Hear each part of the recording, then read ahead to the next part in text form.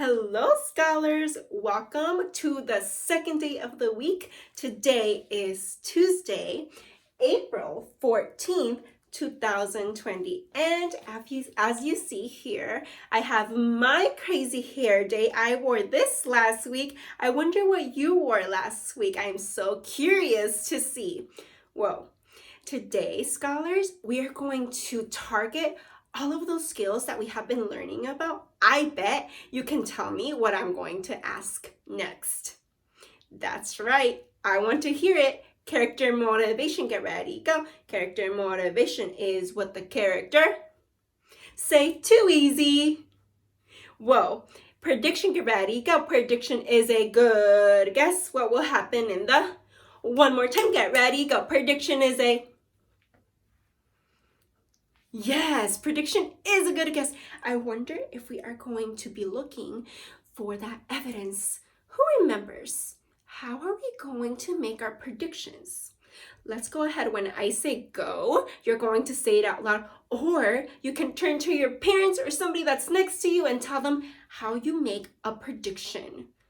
Go.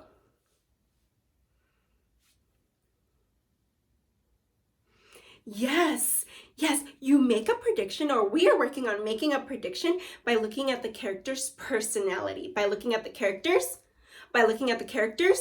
we look at the character's personality to see, and we try to guess what is going to happen next. And of course, we are going to keep in mind external conflict. Let's see if you remember external conflict. Get ready, go. External conflict is when two characters want opposite things, but they both can't get what they want. Your turn, get ready, go. When two characters want what they want. Yes. So let's get right to it, and I hope that you are able to make those predictions on your own, and keep in mind all of those character traits. Keep in mind those character traits in order for you to make predictions. Today, we are going to read Chapter 5, Troubles with a Penguin. Whoa, see if you can make a prediction. What do you think is going to happen in this chapter if you have read, or if we read Troubles with the Penguin? That is a good prediction. Let's begin. The next day was quite eventful at 432 Proudfoot Avenue. First, there was the serviceman, and then the policeman, and then trouble about the license. Captain Cook was in the children's room watching Janny and Bill put together a jigsaw puzzle on the floor. He was very good about not disturbing the pieces after Bill had spanked him for eating one. He did not hear the refrigerator serviceman come to the back door. Mrs. Popper had gone marketing for canned shrimps for the Penguin, so that Mr. Popper was alone in the kitchen to explain to the serviceman what he wanted done to the refrigerator. The serviceman put his tool bag down on the kitchen floor, looked at the refrigerator, and then at Mr. Popper, who, to tell the truth, had not shaved yet and was not very tidy.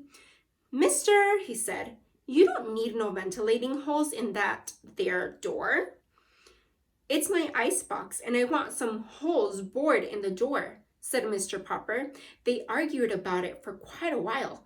Mr. Popper knew that to get to the serviceman to do what he wanted, all he had to do was to explain that he was going to keep a live penguin in the icebox.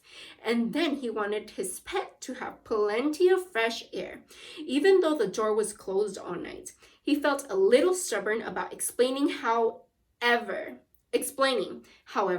he didn't want to discuss Captain Cook with his unsympathetic serviceman, who was already staring at Mr. Popper as if he thought Mr. Popper was not quite right in the head. I want to pause right here, scholars. I want you to make an inference. Why does Mr. Popper want to put holes in his icebox? Why does Mr. Popper want to put holes in his icebox? Whoa, when I say go, I want you to say it out loud, or turn and talk to somebody that's next to you. Get ready, go.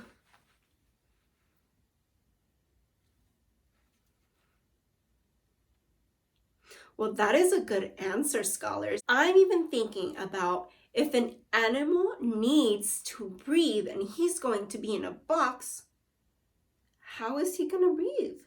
I want you to think about that on your own. Scholars, if I asked you, what evidence can you use? What evidence can you use to support this inference? Inference is when you take the evidence from the text and you add what you already know. Inference, get ready, go. Inference is when you take evidence from the text and add what you already know. Okay, yeah. So I want you to tell me, what evidence can we use in this page? Go ahead and look at the evidence right now. What can we use? Does that support your inference? Does that support what you already know about breathing and penguins? Good answer, scholars. Let's keep going. Come on, do what I said Mr. Popper. I'm paying you for it. With what? Asked the serviceman. Mr. Popper gave him a $5 bill. It made him a little sad to think about how many beans it would have bought for Mrs. Popper and the children. The serviceman examined the bill carefully as if he didn't trust Mr. Popper too much. But at last he put it in his pocket, took a drill from his tool bag, and made 5 small holes in a neat pattern on the refrigerator door. Now, said Mr. Popper, don't get up. Wait a minute. There is one more thing. Now what? Said the serviceman. I suppose now you want me to take the door off its hinges to let in a little more air. Or do you want me to take a radio set out of your icebox? Don't get funny, said Mr. Popper indignantly. That is no way to talk. Believe it or not, I know what I'm doing. Having you do. I want you to fix an extra handle on the inside of that box so it can be opened from inside of the box. That, said the serviceman, is a fine idea. You want an extra handle on the inside? Sure. He picked up his tool bag. Aren't you going to do it for me? Said Mr. Popper. Oh, sure, said the serviceman, edging towards the back door. Mr. Popper saw that for all his words of agreement, the serviceman had no intention of putting on an inside handle. I thought you were a serviceman, he said. I am. That's the first sensible thing you've said yet. You're a fine kind of serviceman if you don't even know how to put an extra handle on the inside of an icebox door. Oh, I don't I? Don't think I don't know how. As far as that goes, I even got a spare in my tool bag and plenty of screws. We're going to pause right here, scholars. Why does Mr. Popper want his icebox to have a handle on the inside? Let's go ahead and look at our evidence first. In order for us to make an inference, we have to look at our evidence and we have to add what we already know. So go ahead and look for your evidence.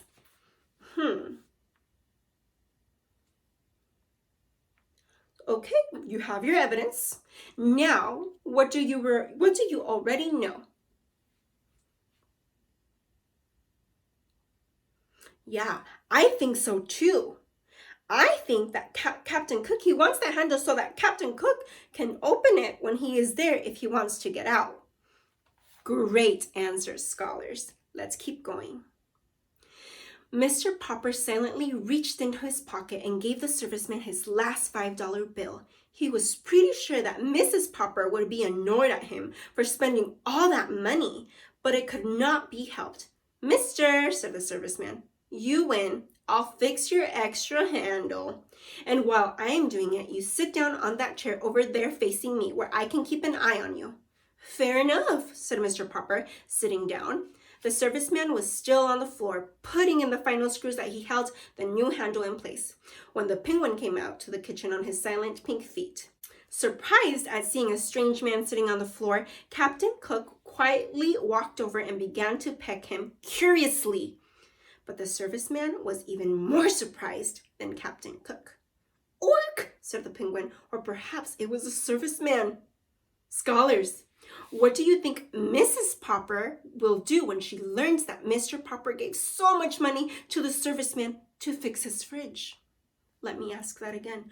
What do you think Mrs. Popper will do when she learns that Mr. Popper gave so much money to the serviceman to fix his fridge? Scholars, this is a prediction. Who remembers? Who remembers how we make predictions?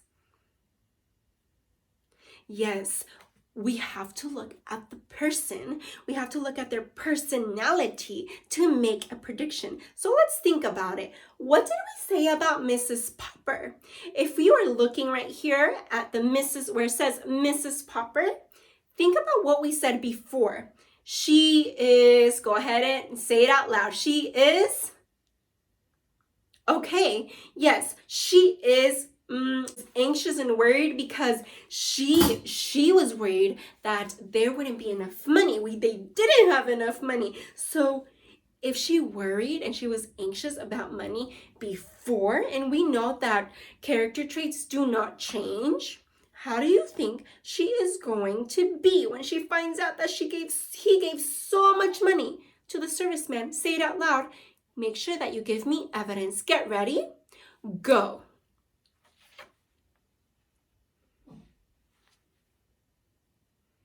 Okay, yes, I do agree. Yes, I do think that we know that if she was worried about money before, and it says it in the text that Mr. Popper gave all of that money to the serviceman, she's not going to be really happy. She might even be upset and maybe frustrated with him because we know about her previous personality, her previous actions, that she was worried about money, so she probably wouldn't want him to spend money whatsoever. Scholars, what do you think Captain Cook will do when he sees the serviceman? I want you to make a prediction.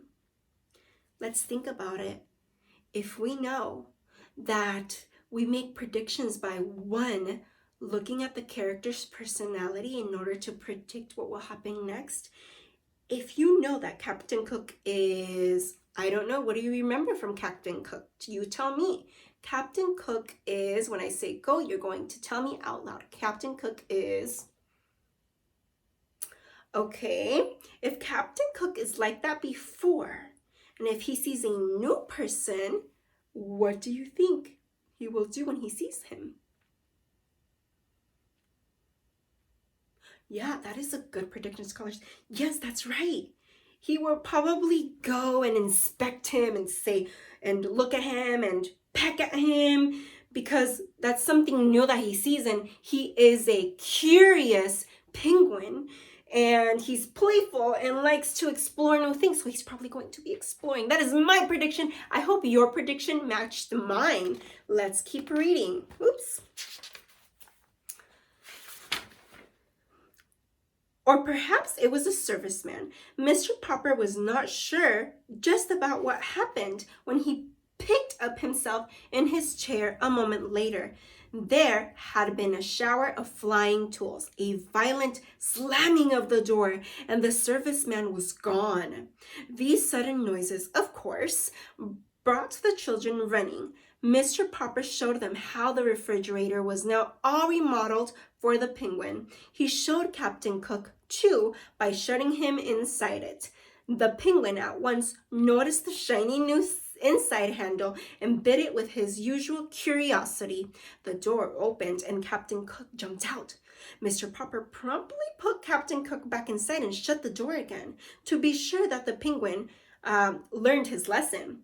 Before long, Captain Cook became quite skillful at getting out and was ready to be taught how to get inside when the door was shut. By that time, the policeman came back to the door. Captain Cook was going in and out of the refrigerator as easily as if he had lived in one all his life. Whoa, scholars, look at this picture. Oh my goodness, look at all that action. Whoa, that Miss Captain Cook is something else. Scholars, I was so excited to read that chapter with you. It was full of so many events and it was full of great actions. Well, let's think about it. What did we do today? How did we make good predictions? I want you to go ahead and say it out loud. Get ready. Go.